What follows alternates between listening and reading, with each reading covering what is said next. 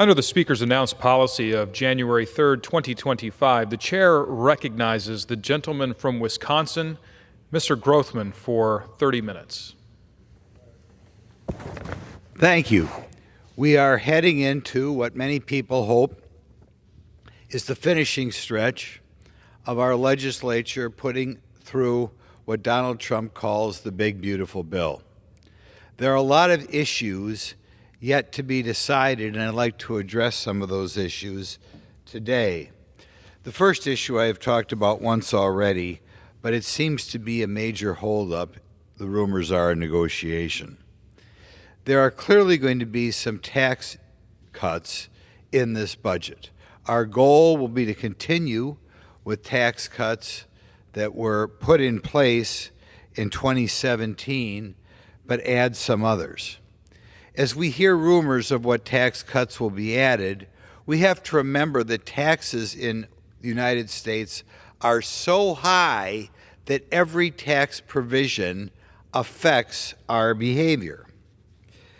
Some people want taxes, and I'm one of them, to be lower on manufacturers, because manufacturers have to compete with other countries, and a good way to make sure we have good manufacturing jobs, as well as to make sure we get more research on manufacturing in this country, is to aim our tax cuts at manufacturers. Some of them specifically aim at research and development. They feel the most important thing in manufacturing is research and development. Others are made to encourage savings, and in the past year, we have passed tax cuts to encourage people to put more money in their IRAs or 401ks. We have a problem in this country in that not enough people are having children. And that's not only a problem for the country, it's a problem for individuals who I am told, many of which regret when they're 35 or 40 not having children when they're younger. And people want to use the tax code to incentivize people to have more children. There are a variety of ways you could do that. President Trump floated a balloon just to give people a large check. I think that's a big mistake because we do not want to have people having children just to get a large check. But if you want to make it easier to raise children, maybe raising the personal exemption to $5,000 would be a good way to favor parents. But one thing that concerns me, unlike people who want to encourage more manufacturing, encourage more work, encourage more overtime, encourage more children, there are people who want to change the tax code to encourage local governments and state governments to raise taxes. There's a provision called the SALT provision in which they want to make tax deductible state and local taxes. They're already to a degree tax deductible, but there are people who want to help the wealthier people deduct their state and local income taxes as well. I have talked to both my state legislators, and last weekend I talked to a county executive, and they both gave me the same story. They're both conservative people. They said they were shocked that there were Republicans who want to increase the tax deduction for state and local taxes, because what does that incentivize? It doesn't incentivize more children. It doesn't incentivize more research and development. It doesn't incentivize more manufacturing. What it does is it incentivizes state and local governments to raise taxes and spend more money. I had to explain to my state legislatures these were Republicans who wanted that. He found it hard to believe. It sounds like the tax provision that you'd be more likely to hear Democrat legislators wanting. But in any event, I think we have to follow the negotiations that are what are going on, and we have to see whether within the Republican Party we wind up with a product to encourage more work, encourage families, or whether we wind up with a bill designed to encourage state governments to raise the income tax or sales tax, or encourage local governments to raise their property tax. I think that would be very disappointing. It would certainly be a defeat for, I guess, what I'll call traditional Republicans such as myself, but that is one of the negotiations going on behind closed doors. There is another provision that they're going to use the IRS code in, which concerns me a little because there are rumors that this may be out there as well. And quite frankly, I have a suggestion how we could cut taxes and put ourselves in a stronger position. Right now, there is a provision in the tax code called low-income housing tax credits. And what it means is that if a developer wants to build a new development, they would get a credit equal to 10% of the cost of the building over 9 years, which right off the bat sounds like the government is paying for 90% of the value of the building. That's not quite right because there is a time value to money, and if you're getting, say, a building that you paid $10 million for, if you get a credit worth $1 million 10 years out, you've got to wait for that credit, and there's a time value of money. But nevertheless, even taking into account the time value of money, a potential developer has the government, through tax credits, pay for 70% of the cost of a building. Now, this is not open-ended. Usually these credits go to politically well-connected developers picked by state agencies or state organizations. I think personally, of all the tax cuts, particularly people complain about tax cuts for the rich, of all the provisions in the Internal Revenue Code, I can think of no provision more questionable than having the Internal Revenue Service reduce somebody's taxes so that you get 70% of the value of your project paid for. Now, people do not earn enough income to to use, say in a case of a $100 million building, they don't have enough credits to offset $70 million in taxes, so they have to sell the credits to somebody else. This means getting getting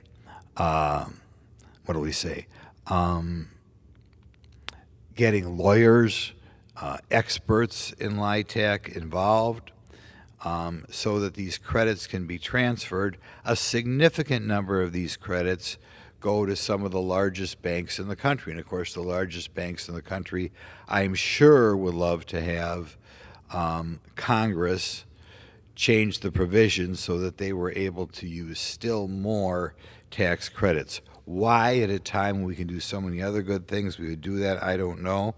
But they have been very active in this building, and they are looking to get more tax credits.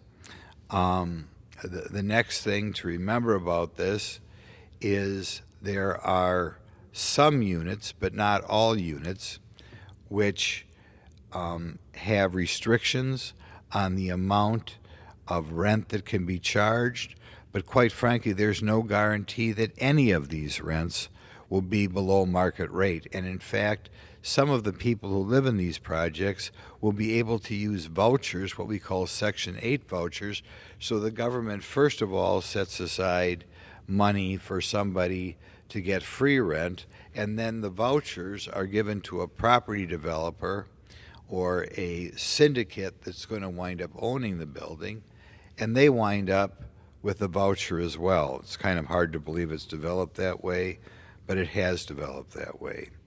I had always wondered before hearing about these things why sometimes low-income housing developments look nicer or more elaborate than regular old apartments.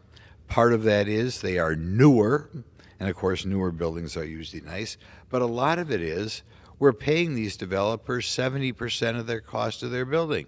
And just like if you at home were building a new house and the government said, we'll give you 70% of the cost of that new house, if a developer is building something new and the government says, we will pay for 70% of the cost of your apartment building, of course the building becomes more lavish, which of course makes the property developer wealthy as well. And you can begin to see as we work our way through here that the developer is the big beneficiary here. Then what happens is the building is sold to a syndicate of a variety of wealthy people who get the tax benefits of depreciation for about 15 years, and then eventually it is returned to the original developer. So there are many people making money here. Certainly the banks are making money. Above all, the developers are making money. The lawyers are making money as they have to constantly draft documents between the banks and the syndicate and the developer. And like I said, the syndicate itself, which is made up of a variety of wealthy individuals or wealthy limited partnerships, is able to get money here as well. When I think of all the things we can, well, to digress, and again, the developer who gets this is determined by a state agency. It is naive to think anything other that these developers are politically well-connected people. I do not know why, if we think it is the federal government's business to provide housing from people, but of course it is not, we would set up a system in which a private developer gets such a large chunk of money that the federal government is laying out. And right now, as a matter of fact, the money is so great, even though new projects are spread out, or the tax credits are spread out over 9 years, we are spending over $13 billion a year on this method of so-called creating workforce housing or low-income housing. I will also point out that there are some people who would say this is necessary because nobody builds any housing anymore. Well, I'm from Wisconsin, which is not we normally consider a booming state. It's not like Florida, it's not like Texas. As I get around my district, everywhere I look, there's new housing, new single-family housing, new apartments. For a variety of reasons, it is grotesquely expensive, and we can deal with that by working our way towards more of a balanced budget so interest rates are not so high. As the cost of energy goes down, it will lower the cost of anything and lower inflation on other goods as well. But anybody who remotely believes in the free market believes there will always be a market for new housing. There are apparently some places around the country where it's hard to build new housing, but that in general is because there are state governments and local governments which are hostile to business in general and hostile to developers in particular, and people then don't want to do more building in this city or that city. But in any event, as we work our way through the process, I hope the negotiators who are meeting in unknown rooms in this building, if they need to balance the budget, think about getting rid of the low-income housing tax credits and use the $13 billion a year that is primarily benefiting some well-connected and wealthy property developers and use it somewhere else. I think that's one other thing that we have to look at carefully. There was another topic I wanted to take up because I've been talking to some people who wonder why we have demonstrations in this country hostile to Israel, and even more bizarre, demonstrations favorable to Hamas and people who live in the Gaza Strip. It has been my belief, and I give this conversation privately to people, but I should make my case more public, that when people take bizarre positions, in other words, when they see Hamas invade Israel and kill over 1 million people with pride, not even embarrassingly and hiding it, but taking pictures of it, and their sympathy goes towards the people killing the 1,000 people, including young children, one has to wonder if something psychological is going on here. And my belief is that anybody who is hostile to Israel in this conflict and is demonstrating in favor of Hamas has some sort of psychological problem. And I will refer to this psychological problem as, we will name it after the young girl who was obsessed with global warming in Sweden. And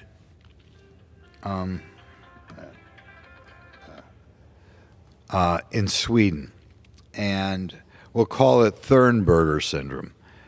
You all remember the little girl whose father said she was depressed and unhappy, but then she read about global warming and decided to obsess over it.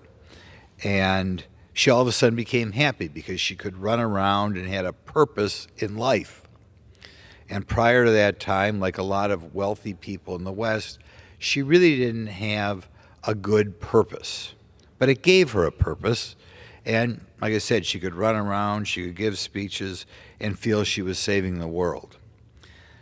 Greta Thunberg, and of course eventually Greta Thunberg also wound up siding with the Palestinians who had killed the Israelis against the Israelis. And I think it was for the same reason. She wanted to adopt a cause to feel she had a purpose in life. And when particularly one has kind of a spoiled life, the people you want to help are people who are kind of opposed to the successful society we have here in the West, be it America, be it Europe. And there are certain hierarchy of needs that everybody has, right? We need food, we want safety, but once you take care of food and safety, you also need a purpose in life.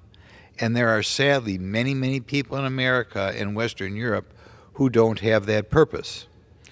I think this is particularly a problem for people who may not have a family to devote time to. They may not have children to devote time to. They may be financially well enough off. You very rarely see Thornberger syndrome on somebody who has 3 jobs. They're busy with their life. They're going from job to job and working all the time. You'd rarely see Thornberger syndrome in, say, somebody with 4 kids, because 4 kids is very time consuming. You have to earn money to take care of the kids, spend time with the kids. That's a purpose in life. But I think as we have more and more young single people not having children in the West, you have more and more people looking for a purpose in life.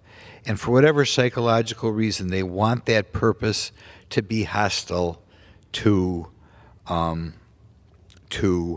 the West in general. If they're in the United States, they frequently want that purpose to be anti-American.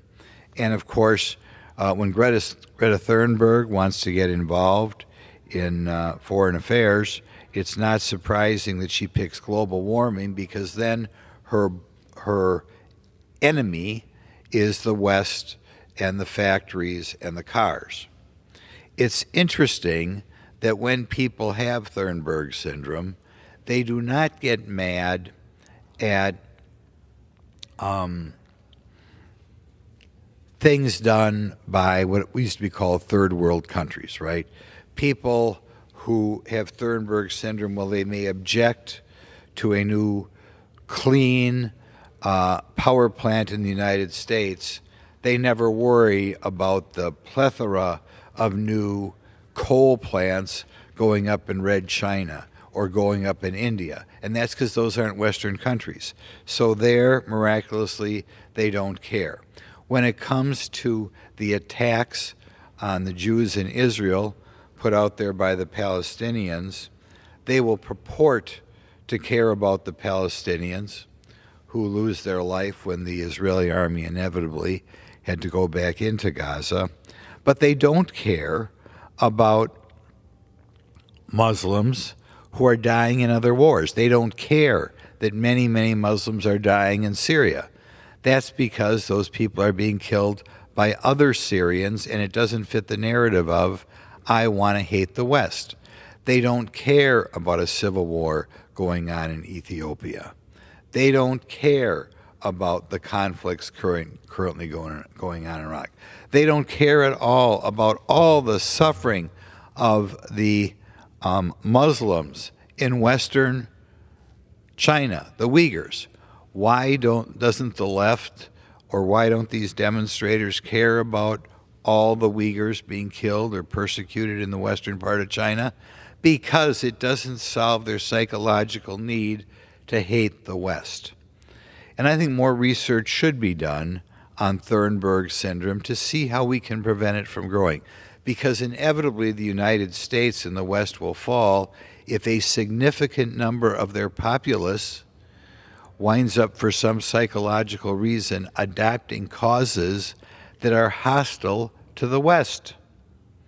And that is what is going on right now, be it in global warming, be it in the Palestinian situation, be it the bizarre opinions that President Biden had about the United States being such a racist community. I mean, here you have a country, the wealthiest people are Indian Americans, the second wealthiest are Filipino Americans. People come here from Cuba and do so fantastically well. But another cause adopted by these people with Thornburg syndrome, despite the fact that anybody can open their eyes and see the wild success of people from all around the world coming to the United States, these people have decided to adapt an ideology in which they have to fight this imaginary racism in the United States, with people like Joe Biden or other opportunistic politicians egging them on. So I strongly encourage this body, or if not this body, some universities, to look at people who have these bizarre opinions that will inevitably destroy this country. They hate wealth production. They certainly hate energy production, even when it is new energy that is fantastically clean, so much cleaner than it was when I was a child. And they hate it when Western countries wind up in armed conflict with horrific opponents like Hamas is. But for psychological reasons, they side with Hamas. So those are some of the issues that I think we ought to be paying attention to over the weekend. And I think I've used up enough of my time. So I don't know whether I have to ask to adjourn. With that, I'd like to ask the chair to adjourn. Question is on the motion to adjourn. Those in favor, say aye. Those opposed, no. The ayes have it. The motion is